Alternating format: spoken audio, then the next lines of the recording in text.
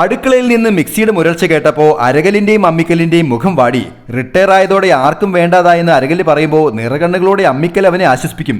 പണ്ട് തേങ്ങാ ചമ്മന്തി അരച്ചരച്ച് പെരുത്ത ഇഷ്ടത്തിലായി ജീവിതം ഒന്നിച്ചാക്കിയവരായിരുന്നു അരകല്ലും അമ്മിക്കല്ലും. അങ്ങനെ ഇരിക്കെ ഒരു ദിവസം തേങ്ങാ ചമ്മന്തി അരച്ച് കഴിക്കാൻ കൊതിയായിട്ട് അച്ചമ്മതെ അവരുടെ അടുത്തേക്ക് എത്തി. പൊടി പിടിച്ചു കിടന്ന രണ്ടാളെയും അച്ചമ്മ നന്നായി വെള്ളമൊഴിച്ച് കുളിപ്പിച്ചു. നനഞ്ഞ് നക്തരായ അമ്മിക്കല്ലും അരകല്ലും ആശ്ചര്യപ്പെട്ട് നിൽക്കെ അച്ചമ്മ അമ്മിക്കല്ലെടുത്ത് അരകലിന് മീതെ ഉരുട്ടാൻ തുടങ്ങി. ചിരണ്ടിയ തേങ്ങയുടെ മീതെ അരകലിന്റെ പരന്ന നെഞ്ചിലൂടെ അമ്മിക്കല്ല് ചേർന്നുരുണ്ടു. അരകല്ല് അവളെ ഗാഠമായി നെറുകിൽ ചുംബിച്ചപ്പോൾ അവളുടെ ഉരുണ്ട മേനി ഒന്ന് വിറച്ചു.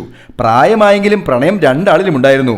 തേങ്ങയ്ക്കിടയിൽ ഉണ്ടായിരുന്ന മുളക് ചതഞ്ഞു പൊട്ടിയപ്പോൾ നന്നായി എരിഞ്ഞെങ്കിലും അവന്റെ മീതെ പടർന്നു കയറി അവൾ ആ നീറ്റൽ ആസ്വദിച്ചു.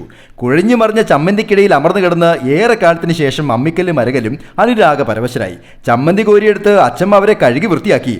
തളർന്നു വാടിയ അമ്മിക്കലിനെ ചേർത്ത് കിടത്തി അരകല്ലും നന്നായി എന്ന് മയങ്ങി. ഓരോ ചമ്മന്തിയിലും നിറയെ പ്രണയമാണ്. Happy drawing, Saneesh Divakaran.